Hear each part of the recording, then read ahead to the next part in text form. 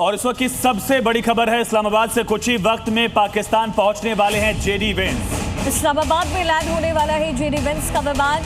Iran से बातचीत के लिए जेडी वेंस पहुंच रहे इस्लामाबाद। तो एयरफोर्स 2 में सवार होकर जेडी वेंस कुछ ही वक्त में इस्लामाबाद पहुंचेंगे। ईरान से शांति वार्ता पर बातचीत होगी और इसमें अमेरिका की तरफ से सबसे बड़ा चेहरा खुद उपराष्ट्रपति जेडी वेंस हैं, जो इस डेलीगेशन को लीड कर रहे हैं। कल देर रात ईरान का डेलीगेशन पहले इस्लामाबाद पहुंच चुका है और अब से कुछ ही देर बाद जेडी वेंस पहुंचने जा रहे हैं। आज डिप्लोमेसी के टेबल टॉक पर क्या फैसला होता है, ये इस समय पूरा विश्व देख रहा है।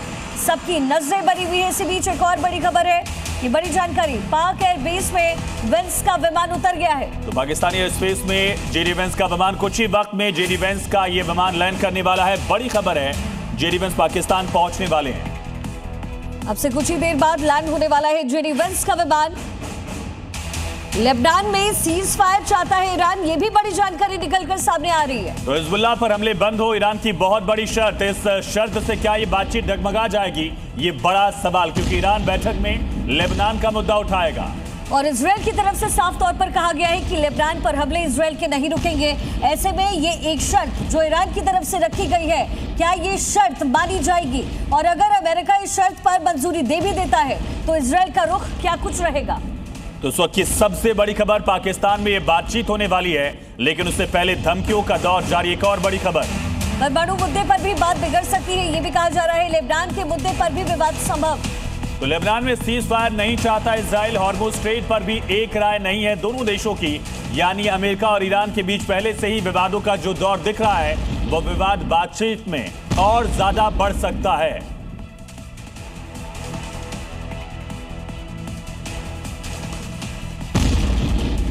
हमारे साथ गेस्ट का बड़ा पैनल इस समय मौजूद है। कैप्टन श्याम कुमार, रक्षा विशेषज्ञ के तौर पर, कर्नल तेज टिक्कू, रक्षा विशेषज्ञ स्टूडियो में मौजूद, कर्नल अनुराग शुक्ला, रक्षा विशेषज्ञ, और group captain UK Devnath sir भी यहाँ पर स्टूडियो में मौजूद हैं। सबसे पहले श्याम सर, अगर यहाँ पर बातचीत नहीं बनती है क्योंकि शर्तें रखी जा रही है, जाहिर है इसराइल इस पर शायद संभावना है कि ना माने, ऐसे में क्या नेवल एस्केलेशन हो सकते हैं?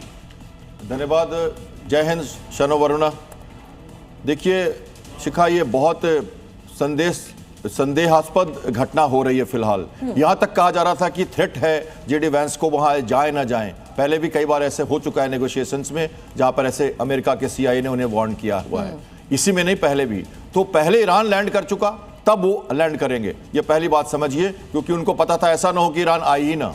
तो ये भी एक मुद्दा था। इतना ज्यादा अविश्वास है आपस में, यहां से शुरुआत हो रही है बात। ईरान का प्री कंडीशनिंग यही है कि आप हिजबुल्लाह को रोको, अपने हमारे फ्रोजन एसेट्स को 2 बजे वापस, और एक जो है ना विश्वास के साथ टेबल पे आओ, जो हमेशा से तुम नहीं कह रहे हो। ये 3 बातें प्री कंडीशनिंग ईरान ने रखी है। अमेरिका क्या कह रहा है? अमेरिका तो जेडी वेंस कुछ नहीं कह रहे, पर पीछे से ट्रंप के लगातार बयानात आप कह रहे हो, जो world is going for the biggest reloading, reset of weaponries, ऐसी वेपनरीज जो पहले कभी यूज नहीं हुई थी। बहुत जोर से मारेंगे, तुम्हारे बिना या तुम्हारे साथ हॉर्मुज को खोलेंगे, चाहे कुछ भी हो जाए। ये 2 बड़ी बातें, और नो यूरेनियम, तीसरी बात ये कह रहे हैं ट्रंप। तो 3 बातों के साथ क्या होगा आप देख सकते हैं। यूके देवनाथ सर, बातचीत होती कैसे है?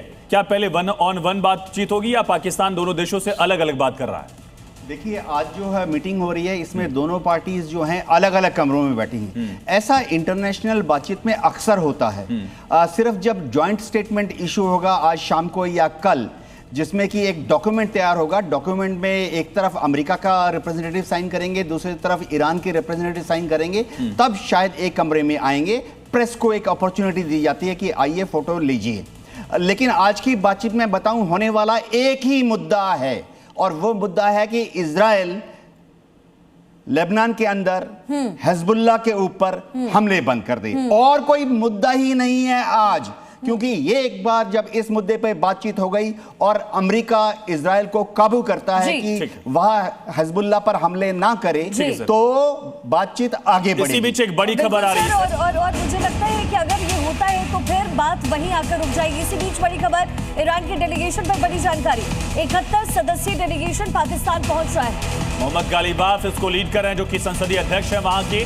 डेलीगेशन में ईरानी विदेश मंत्री अब्बास अरागची भी हैं और एक्सपर्ट सलाहकार हैं, टेक्निकल हेड्स भी इसमें मौजूद हैं। एक बहुत बड़ा डेलीगेशन यहां पर दिख रहा है। टिक्कू सर, इतना बड़ा डेलीगेशन, कारण क्या है इसका?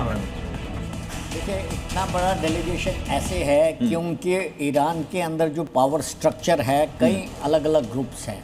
IRGC का अलग ग्रुप है, प्रेसिडेंट का अलग ग्रुप है, और जो सिविल सोसाइटी है शायद उसका भी इसमें कोई दखल अंदाज है। इसलिए मैं मानता हूं कि इतने सारे जो डेलीगेशन हैं वो अलग अलग इंटरेस्ट को वहां रिप्रेजेंट करते हैं। हाँ। और ये शायद देख रहे हैं कि कोई कंप्रोमाइज तो नहीं करेगा। सर, क्योंकि समय कम है, अनुराग सर, गलीबाफ का वहां मौजूद होना, क्योंकि उनको ताज पहनाने की तैयारी डोनाल्ड ट्रंप की तरफ से पहले हो रही थी, आज उनकी मौजूदगी इसमें क्या कुछ बदलाव ला सकता है? क्या डील डन हो जाएगा?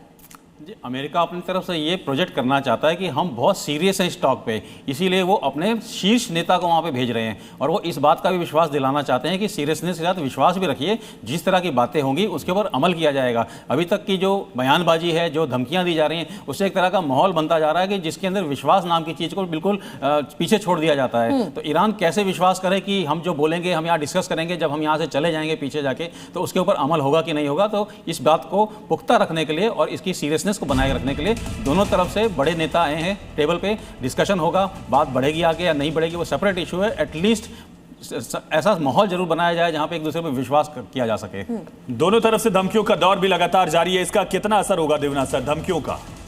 देखिए, धमकियों का कोई असर नहीं होगा क्योंकि ये सब जो जा रहे हैं आज, ये सब सीजन्ड वेटरन्स हैं, सीजन्ड डिप्लोमेटिक कम्युनिटी के लोग हैं। ये अपनी जिंदगी में पिछले 30-40 साल से ऐसे ही करते रहे हैं। धमकियों का कोई फर्क नहीं पड़ता। देखिए, आज एक ही चीज है, डिस्कस ये होगा कि हिजबुल्लाह को उत्तर लेबनान में भेज दिया जाए ताकि वो उत्तर लेबनान से अपने जो रॉकेट हैं वो इजराइल पर ना फायर कर सके, लितानी रिवर के उस पार वो चले जाए एकदम, क्योंकि इनके